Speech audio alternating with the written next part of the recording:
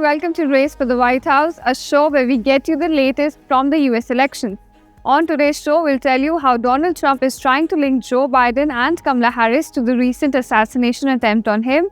Also on the show, we'll tell you how TikTok is fighting against a ban in the country, but the presidential contenders continue to use it for political gain. All of this and much more, so let's get started. Former US President Donald Trump is making headlines once again. And this time it's for blaming President Joe Biden and Vice President Kamala Harris for allegedly inciting violence against him. Trump claims that the Democratic duo's political rhetoric is responsible for the second assassination attempt on his life. Launching a fiery attack on the Democratic leaders, Trump claimed that the suspected gunman acted on highly inflammatory language of Democrats. During an interview with Fox News, the former president said that the rhetoric against him is endangering his life. Trump further said that the things that Harris and Biden have said are causing the suspected gunman like Routh to act and engage in such extremist acts. Now, this is in reference to the frequent comments made by Biden and Harris that Trump is a threat to the democracy of the United States. According to Trump, the rhetoric coming from the White House has created a culture of violence in the US that encourages such extremist actions. He specifically pointed out to what he calls Biden's inflammatory speeches and Harris's dangerous narratives as fueling an atmosphere of hostility in the US. This comes despite his own long history of inflammatory campaign rhetoric for jailing or prosecuting his political enemies. The suspect's motive remains unknown as of now, as the FBI continues to conduct an extensive investigation into Routh's background. Authorities are looking at whether Routh was frustrated with Trump's position on the Russia-Ukraine war or not. The former president's statements are a sharp departure from how he reacted after an assassination attempt on him in July.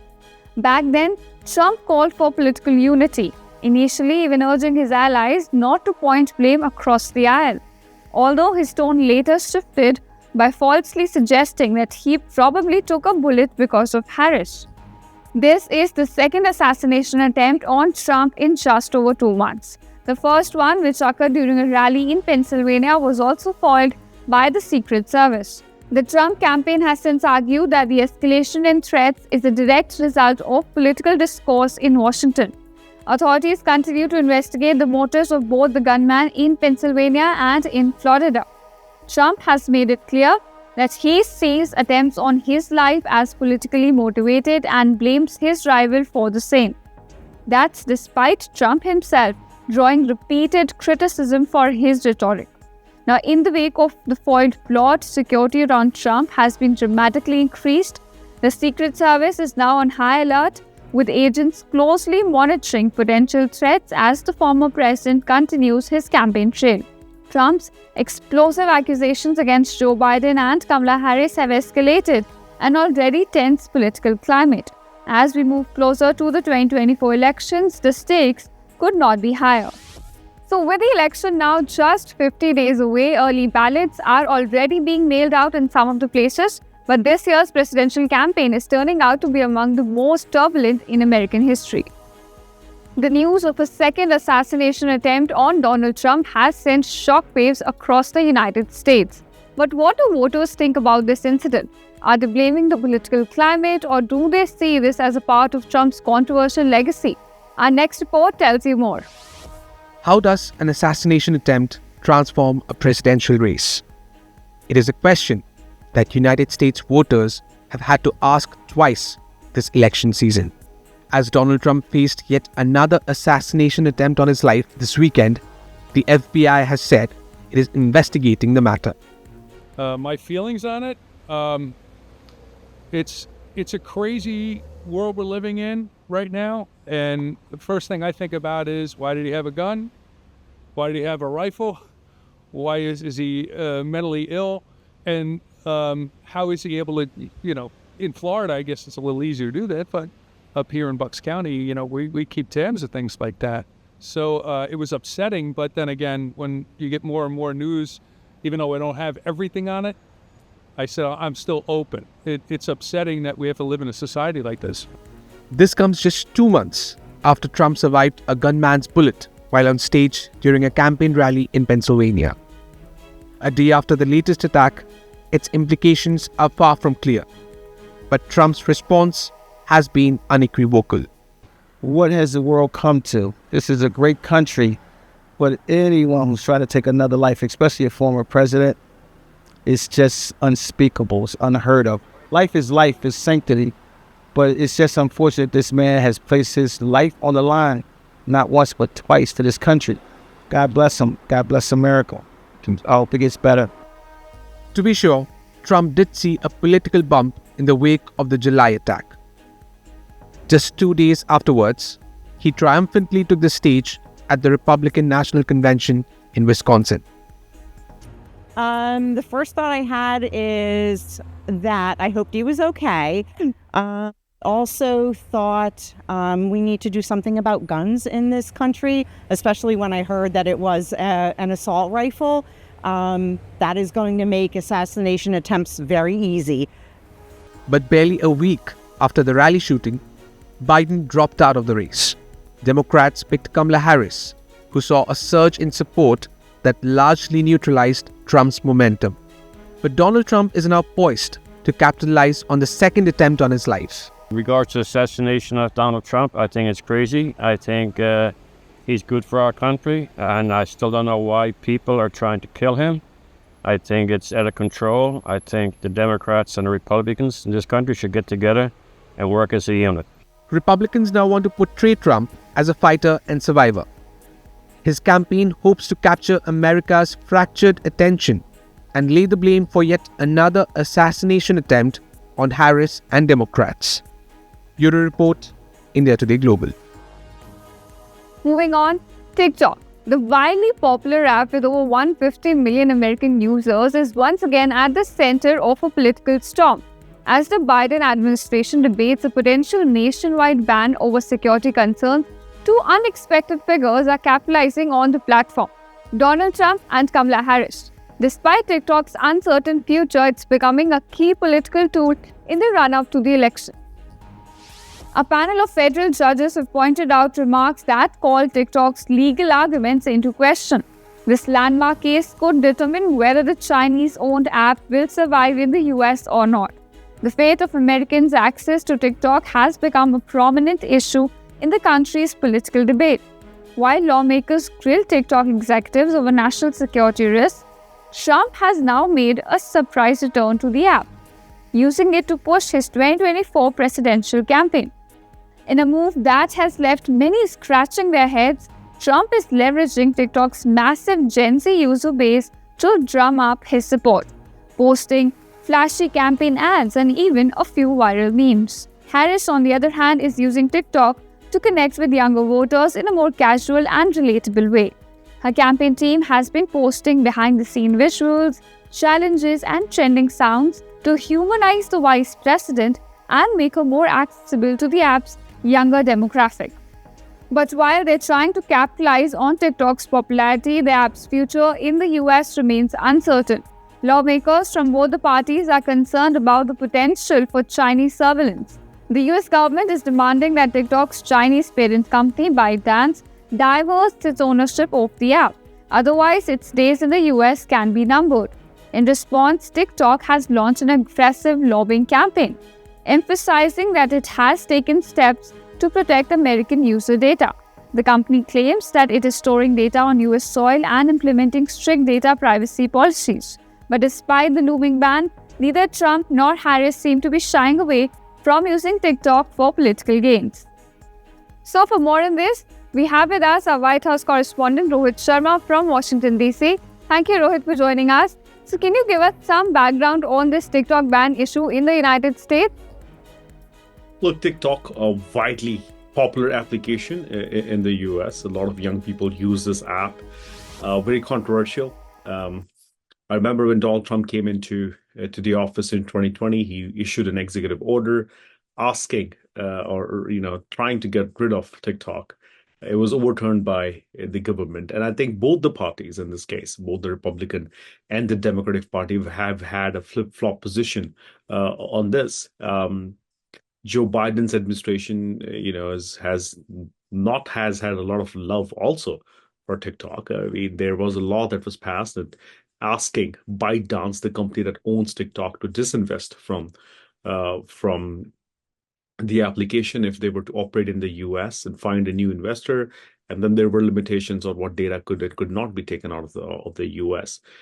This has been going on in the courts for some time now. And I think that's what the hearing was today about. They were challenging, the company was challenging this new law.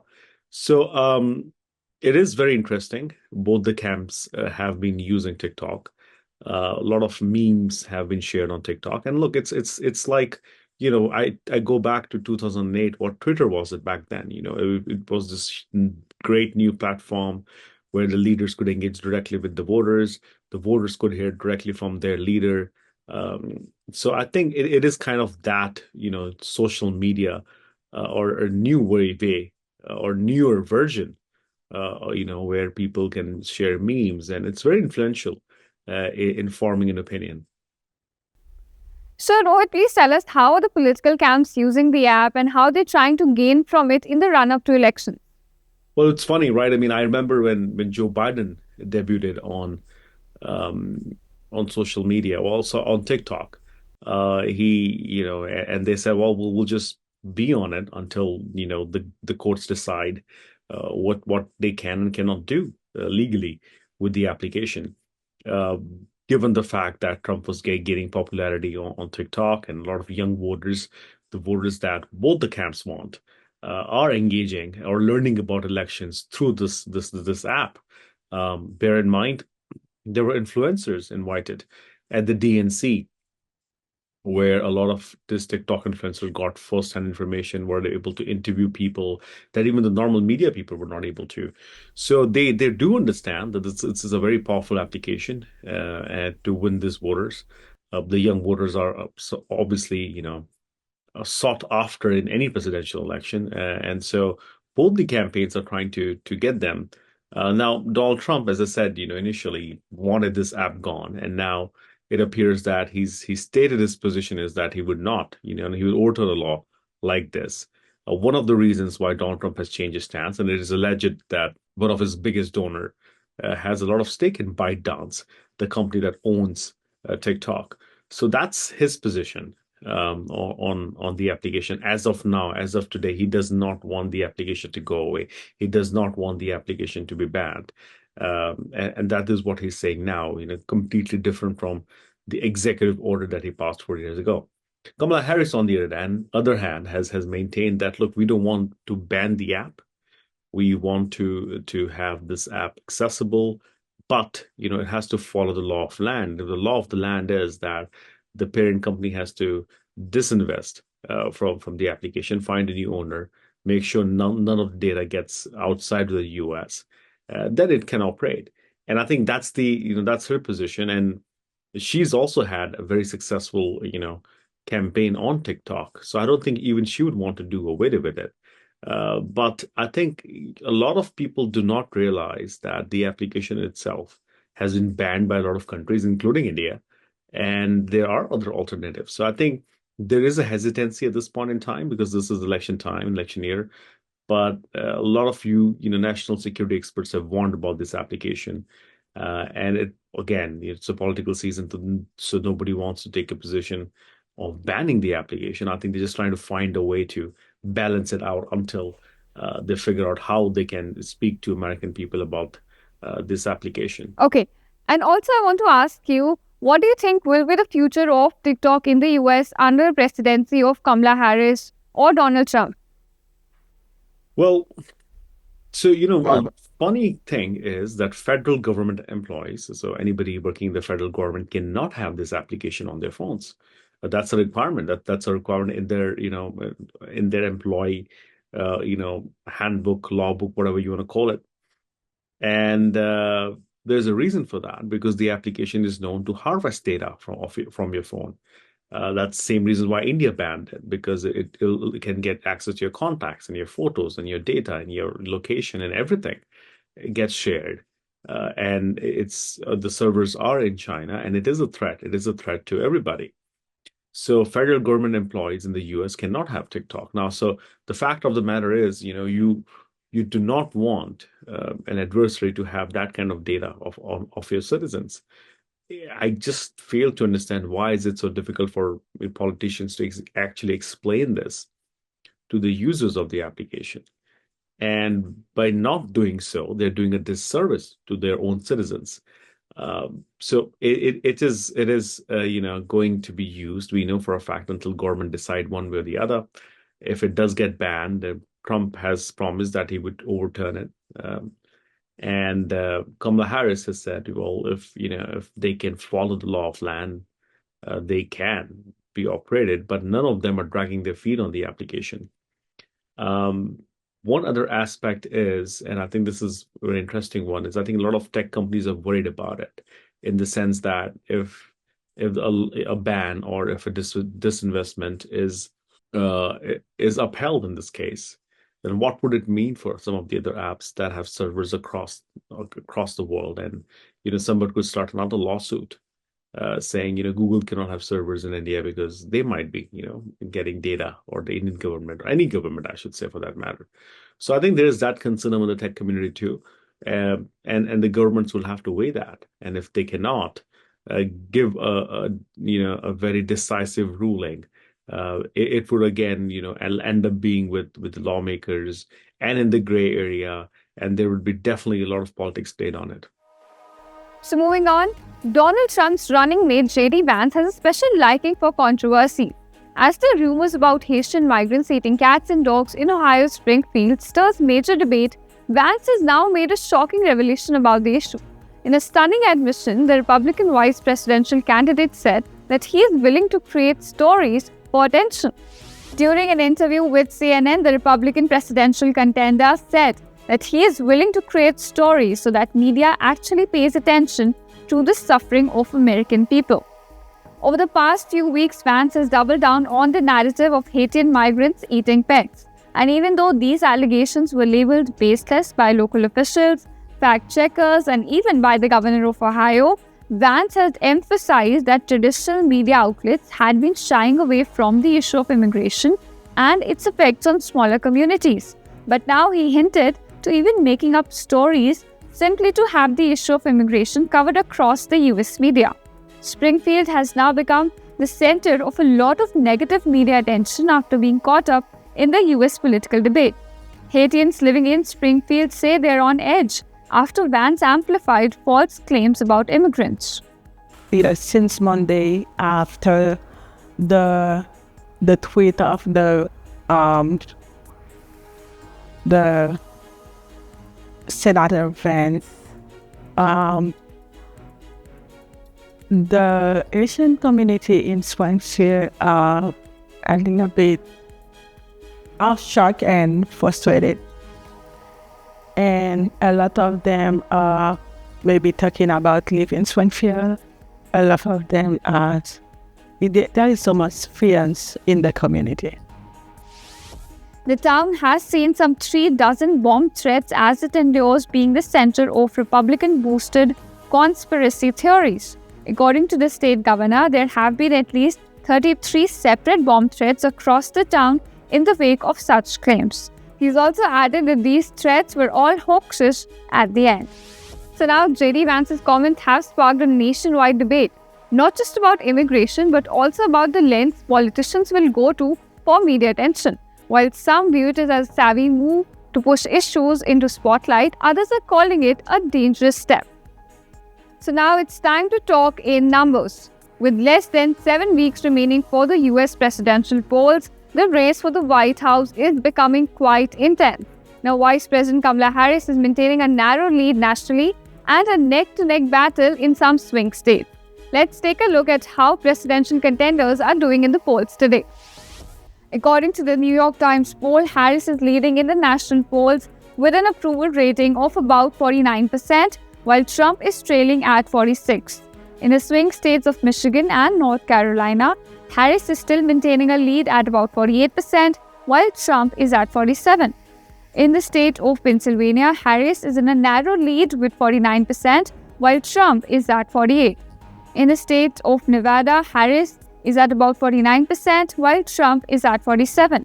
In the states of Georgia and Arizona, Harris and Trump are both at a tie, locked in at about 48% rating. While in the state of Wisconsin, Harris is still maintaining a considerable lead at about 50%, while Trump is at 47%. So time now for some quick updates from America's political battleground that you might have missed.